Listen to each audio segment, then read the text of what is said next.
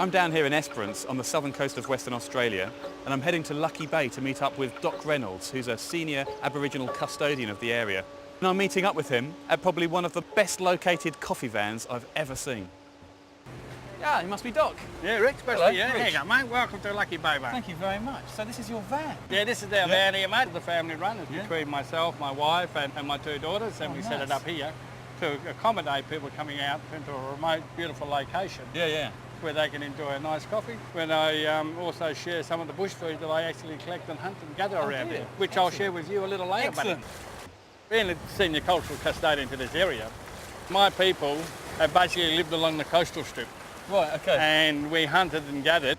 If you took me inland, I might as well stand next to you because I wouldn't know much about it. What I've got in mind is some nice fish that I caught this morning. We're going to go foraging so that we can have a cook up and a feast up later on today. Coming into a nymph plantation or a bush grape. You eat it just straight off the bush. That's quite a unique flavour actually, isn't it? It has that really plummy sediments as well, and you can actually use them in salads. But you can also have it as a sweet, like if you have an ice cream.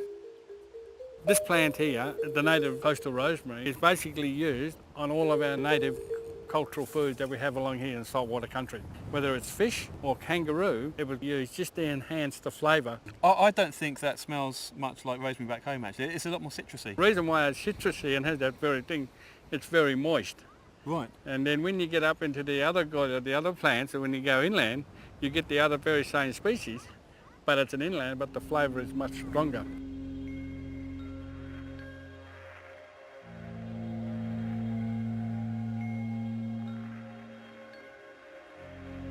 We're going to now collect some paper bark that we need to start cooking the fish up. And what we're going to do here is look along for a nice strip, and we've got to do it so that we don't damage the tree. So the main thing about this here is that when you cook, even though it's paper bark, it does not burn. So when we're cooking it, you can put it on a hot coal, hot flame, it'll scorch it, but it won't actually harm what you've got inside. You stick your knife in. Wow. Now, Sap. Can you drink that? have a drink.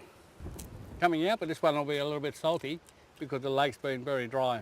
Right. Right. So what to do is get all that down over there. A bit there. So now what you've got here now, Rich, you've got a nice bit of bark. You can see it's moist. So what we do, we just peel that layer off. So what actually happens, then you've got that nice little thin layer there. Because that's so waterproof, it just naturally keeps all the juices of the fish in there. Oh, nice. It pushes the flavours of the native herbs through there, and of course the flavours coming out of the paper bark also goes through it.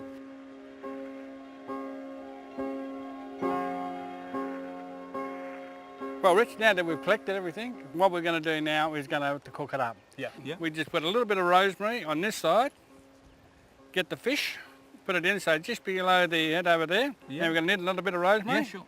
There you go, Doc. So you just get a little bit of rosemary, put it on this side, and all we do now is just fold it over, and all you do is just put a stick through this side here. You don't have to make it too fancy. You should just put it in like that. Yeah. You don't have to cook it very long, in a sense about cooking it, making sure that you're getting all the right flavours coming out.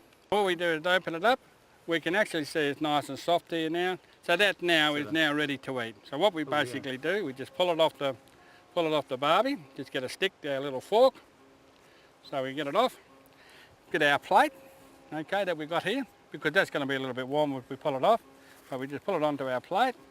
Enjoy. Thanks. Just peel it off. With my forks. That is delicious, actually. It is. It's a very simple way of cooking.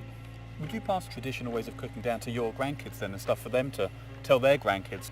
The last time I did this, I had my grandson. As the sun sets on my life and my grandson's life just starts to dawn, I am the conduit between my granddad to my grandson. And that's how we've been doing it, and that's how we'll continue to do it, because our culture is that strong and it's embedded in us that we have to do it.